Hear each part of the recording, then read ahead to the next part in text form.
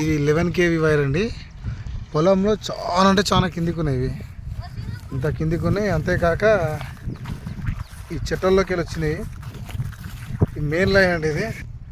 ఈ లైన్ వచ్చేసి ఇట్లే కంపెనీ నుంచి నర్సింగపూర్ దాకా ఇదే లైన్ అండి. మెయిన్ లైన్ ఇది. నర్సింగపూర్ వరకు ఇదే 11 kV లైన్. ఇదే వెళ్తుంది పవర్.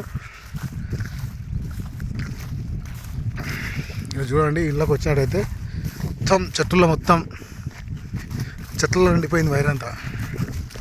చెట్లకి వెళ్ళిగా మరి చెట్లకి వెళ్ళి అల్లుకపోయిన వైర్లన్నీ. పైన వైర్ ఇస్తే కాస్త నల్లగైంది పైన వైరు. ఇంత దారుణంగా అయింది. వర్షం పడితే ఈ పొలానికి మొత్తానికి అర్థ వచ్చేస్తుంది. మొత్తం ఈ పొలానికి అంతా చూడండి ఎంత కిందకి చూడండి. 11 kV వైర్ ఇది. ఈ 11 kV వైర్ ఇది చూడండి. ఇక ఈ కంపలో కూరుకపోయింది స్తంభం కాస్త.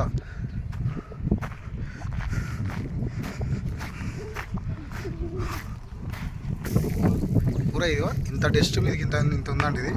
ఇది అసలు పట్టించుకునే వాళ్ళు లేరు. ఇంత కిందికి ఉంది 11 kV వైర్ ఇది. చూడండి ఎంత డిలా ఉన్నాయి వైర్లు కిందికి. అక్కడ కంపలోకి వెళ్ళినాయి. ఇట్లా నైట్లో ఎవరైనా బొడ్డే పైకి వచ్చేసి తగులితే చాలు. ఉదర్ చాలే ఇదర్ నక్కో ఇదర్. చూడండి ఇగో ఎవరు నైట్లో వచ్చేసి దీనిపైనుంచి తగిలితే నాశనం అయిపోతారు, చనిపోతారు, దెబ్బకి బొగ్గ అయిపోతారు. 11 kV సబ్సిడీ కరెంట్, బావుల కరెంట్ అండి ఇది. ఈ మాదిరిగా ఇట్లా ఉంది. దయచేసి దీనిపై ఏఈ గారు మరియు లైన్మెన్ గారు దీనిపై చర్య తీసుకోవాలని కోరుకుంటా ఉన్నా. చూడండి కొంచెం ఇది పరిస్థితి. పోనుగా కిందికి 11 kV వైర్లు. వరి కోత మిషన్ కానీ ట్రాక్టర్ కానీ తగులుతుంది.